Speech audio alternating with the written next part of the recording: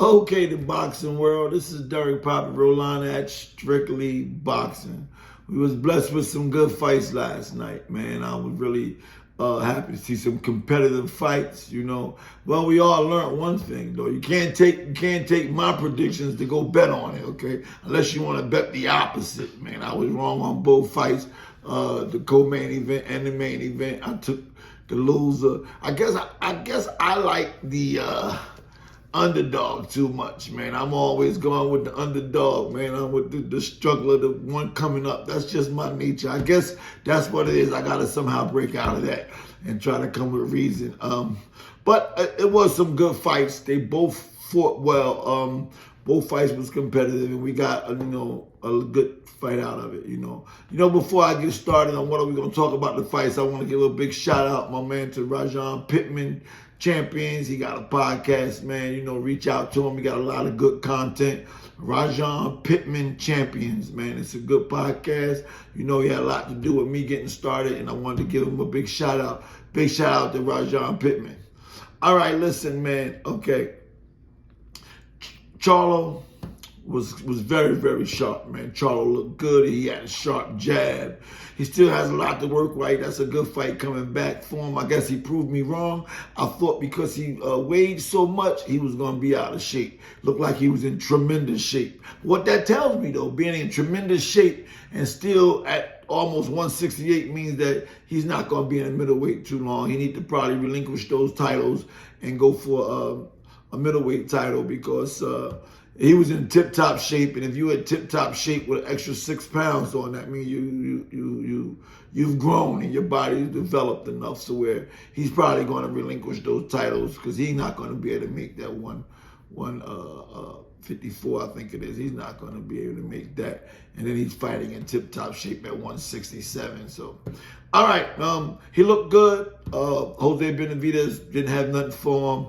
What wasn't able to get to him. Charlo made him miss, hitting him with all kinds of jabs and right hands. It was a fight that, but Jose stayed in there, man. And went to, put up. He fought. He was in the fight, so it wasn't no just I'm gonna beat you up and you ain't got nothing to come for. So big shout out to Charlo. Luckily, and I'm happy that you were able to come past whatever difficulties you had in life, man. The Creator blessed you to come back into the sport you love, man, and you look really, really well. And all about boxing fans, man, we appreciate the fight you gave us last night. That was good. Now, going back into the main event, which was another fight that I picked the wrong one. I like that underdog, man. I don't know what it is. I just like the underdog, man. But I tell you one thing, he made me proud. He got his opportunity for a big fight. He gave it his all. He didn't go in there and just get hit and roll over. He gave the fighting fans what we was looking for. He just was too small. In my opinion, he was just too small for David Benavidez. David Benavidez is a big dude, man. He was tall.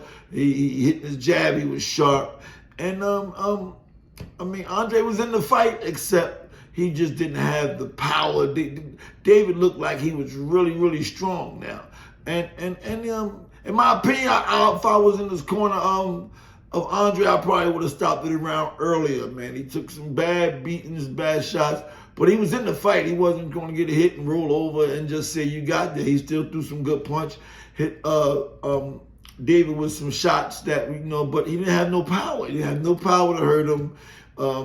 His second fight at 168, he just wasn't strong enough for David Benavidez. Now, do I think David Benavidez is ready for Canelo Alvarez? Yeah, I think he's ready. I would love to see the fight. I think that David Benavidez has the best chance of anyone else that I've seen of beating Canelo Alvarez from Canelo's last outing. So hopefully that fight's come through in the near fight. We got another big fight coming up, man, before the end of the year. A couple of more actually, but we definitely going to look for December 9th with Devin Haney and Pro Grace. We still want to see that one. So we have, Shakur let us down with a bad fight. We got blessed with a good card last night. And we got another card coming up before the end of the year. And I believe there's one more after that on the 16th of December. and I'll talk about the preliminaries on that. Now, this is Derek Pot, Roll On That Strictly Boxing, give you the outlook of the fights last night. They was good fights. They was competitive fights. And we learned one thing, though. Whatever I tell you to do the opposite, man, because I can't pick them, man. I know what I do, man. I got my heart is for the underdog all the time, and that's not a good thing to have sometimes. But this is Derek Pot, Roll On That Strictly Boxing. Peace.